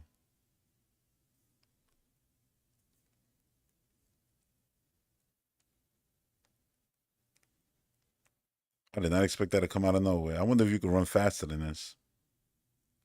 I hope you could. I feel like this is walking speed.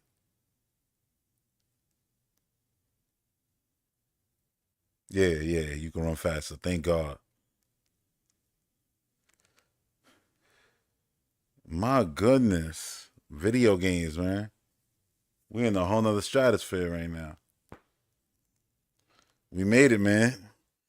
We made it to the current generation finally, it feels like. We getting the games that are pushing our hardware. I don't even know what the fighting is gonna be like, whether it's turn based or not, but I'll tell you this. Just from the style of this and everything, I already feel like this is something that I would want to play. Is this multiplayer too? If this is multiplayer co-op, all of y'all running around, visuals like this, we're eating. We're eating.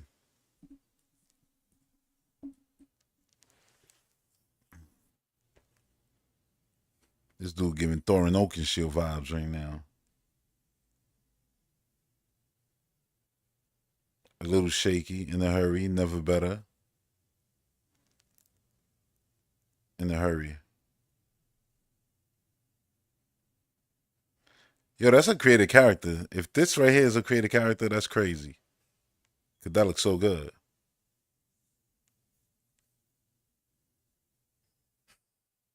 Look at the clothes.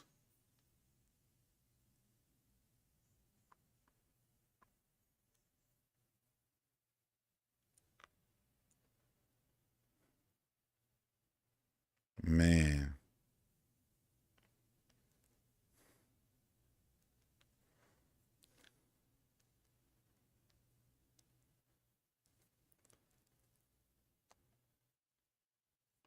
I think the lip sync is really nice too.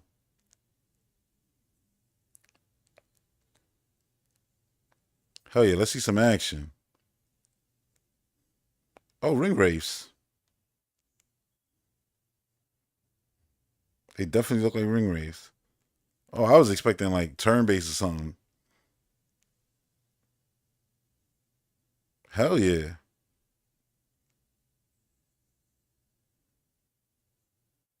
This is looking like South of Midnight right now and Fable and shit.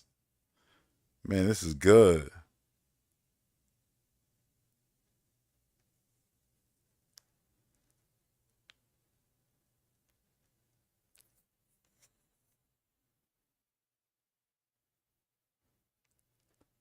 Oh, oh. The way he changed direction in the air. What are those rats? Oh, nah. If they running this way, you got to run away. They running from something.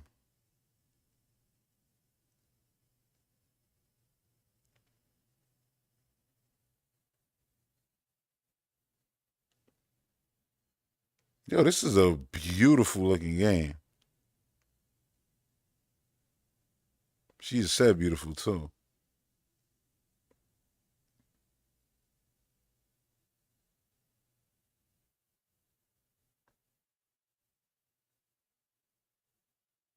Yeah, this is sick. The environments, the art direction. It's fun. It's like Dark Side is almost like it's colorful, but still like very gritty. I like what they going for right here with this. This is really impressive. I didn't expect this.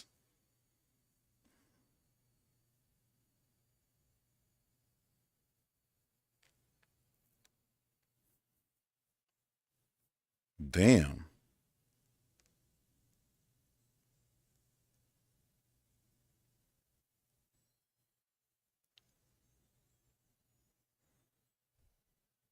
I wonder if they have like new weapons and stuff that you could use, like added to the game. I'm saying, like, if they do stuff like that, you're definitely gonna get some gear, weapons, or whatever the case may be, in Game Pass perks for this.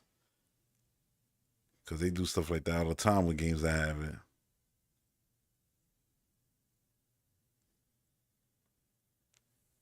So cool.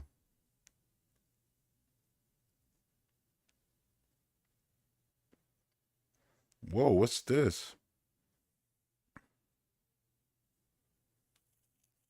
Oh, okay. So you still kind of do have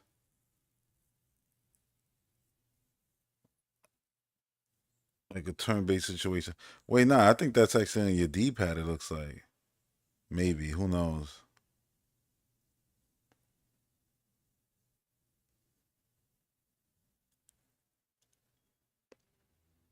Yeah. So like I said, I look going through all these games that I just went through. Yeah, man, this was a hell of a show and one for the ages.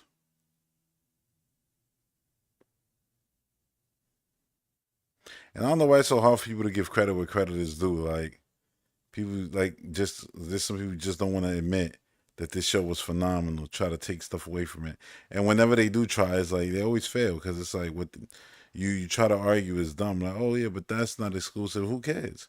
Listen, if a game is coming into Game Pass, it's Xbox exclusive because I'm exclusively gonna play it there and not pay full price to play it elsewhere. That's just what it is. Plus, I just prefer the ownership and everything. It's just better. You see other party member, the detective.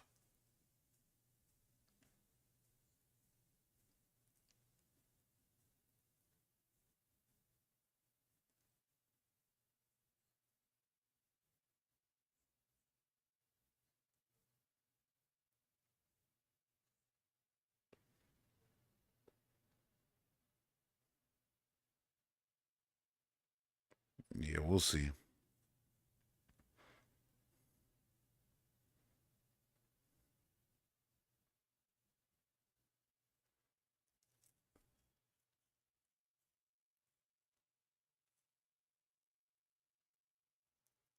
Everything this guy says is basically a rush, rushing through it.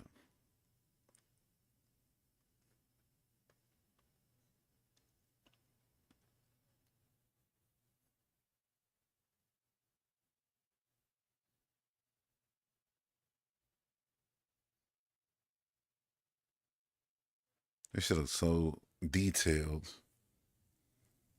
Look at that.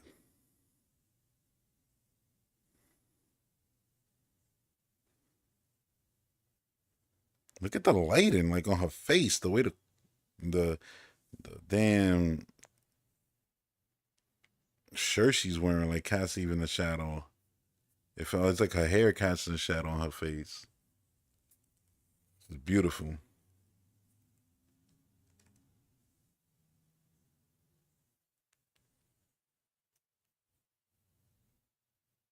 How long is this? Oh, I'm at the halfway point. All right.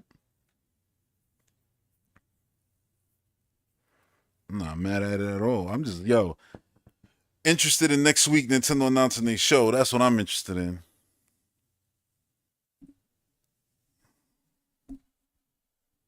I hope y'all enjoyed all the coverage, though. You know, everything I've covered. Because I had a good time watching these shows and seeing all these games, man. I saw that they just announced that they're going to do a 3D Shovel Knight experience, and I'm like, that's awesome. More ring raves, different colors now. Yeah, but it's four of y'all there. I'm assuming this is mostly. Look at the world. See, this is beautiful. Not a drab art style. I love this right here. The way this look, the green and the purple, and yeah, that teal. You got, oozing out of that shit back there. It reminds me of Return of the King.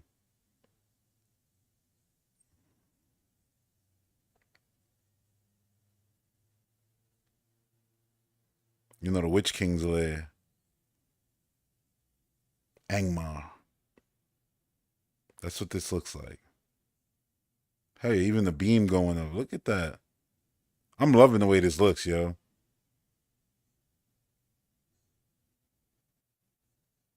So cool the way they're doing this, though. Speed it up. Look at this. That's gorgeous, man. Like, I don't know. I love the way this looks. And it's a lot of gameplay, too.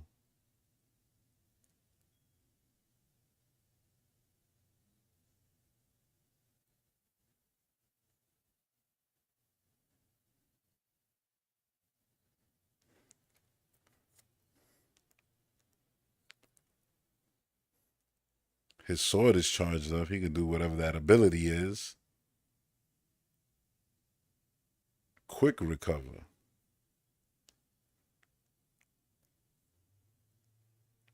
They ain't dropping this shit health at all. Well, now they are.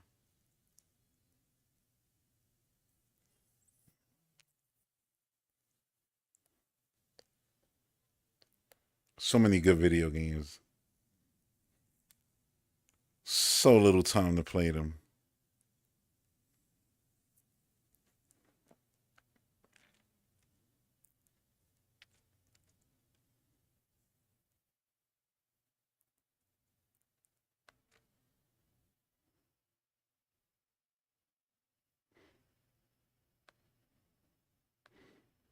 Your character can move though. The dodging is smooth.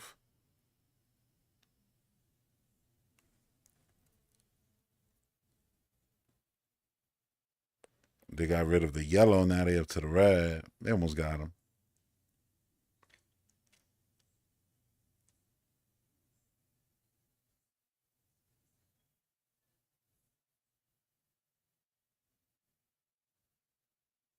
Mm-hmm.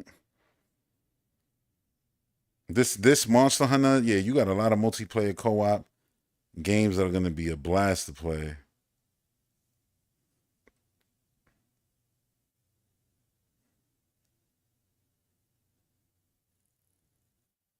The world, like the actual level design, everything's textures is so sick. It's such a good looking game to look at. Like, I don't know how anybody could see this art style and hate.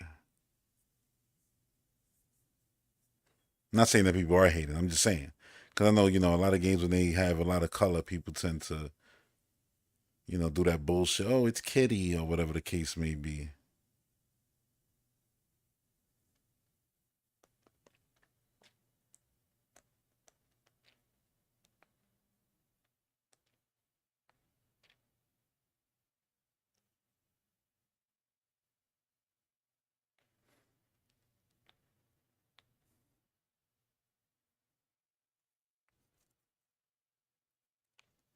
This is a mistake.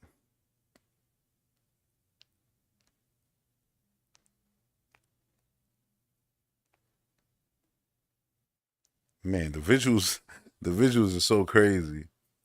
Look at his hair, everything, like the strands.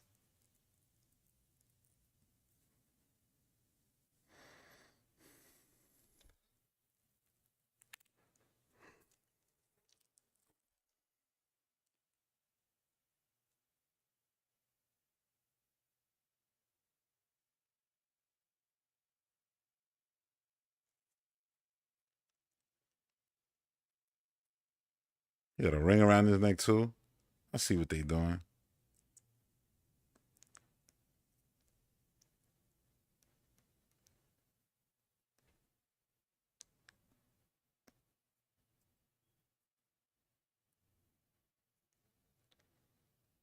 Nice. I didn't think they were gonna have more gameplay.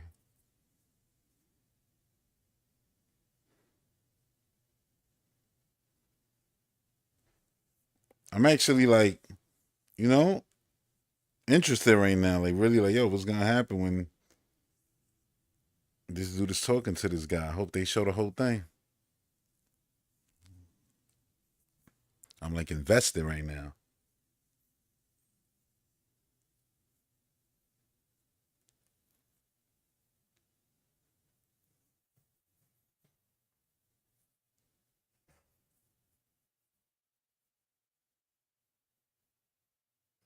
Uh oh. I'm getting more door vibes. Cast it into the fire. No. You know?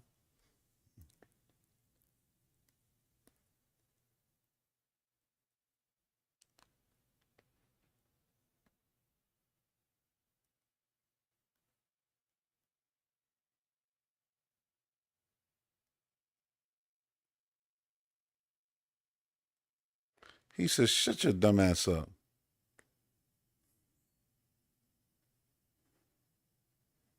Look at this new character model, yo.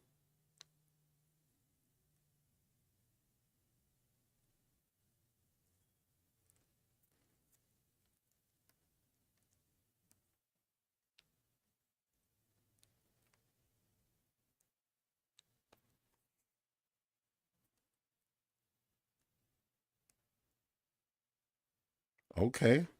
They got a plan. They're gonna go end this ritual. I'm guessing there's more gameplay.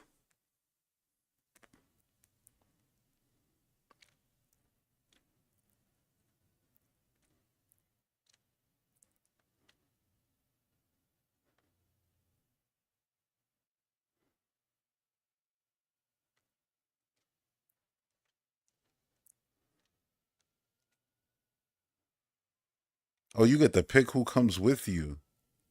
That's cool as hell.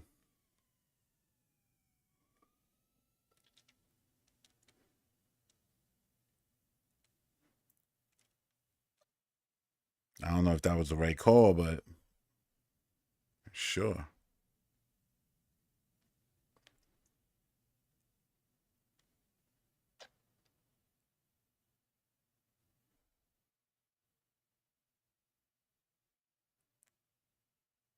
Dude, the world, the way they like designed it, it's just very.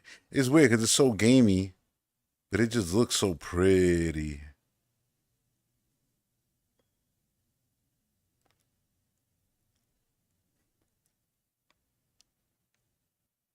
Oh shit!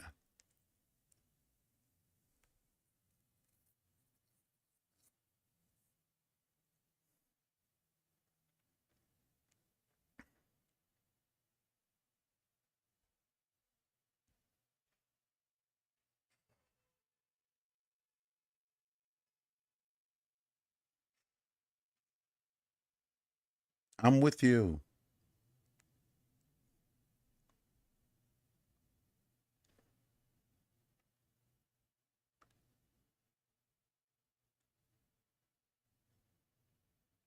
Oh, this was a nice chunk of gameplay.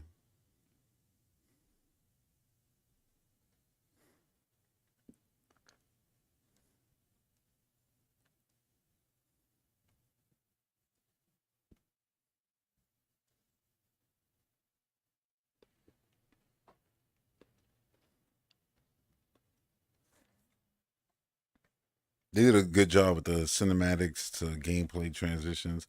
I feel like a lot of the games did that this year.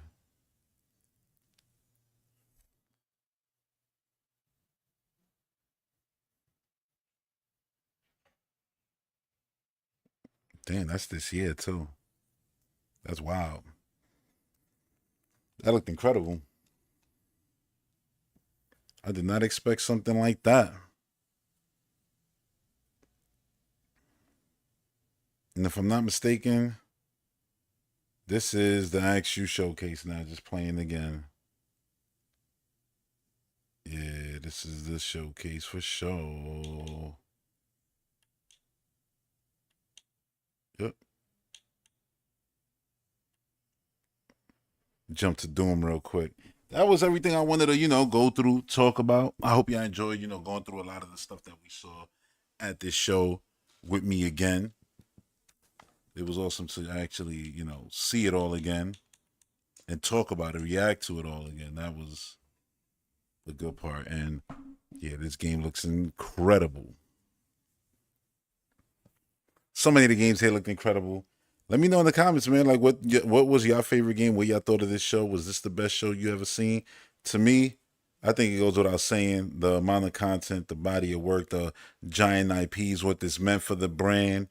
Yeah, this is easily one of the greatest, if not the greatest, shows ever put on by console manufacturers. It's absolutely nuts.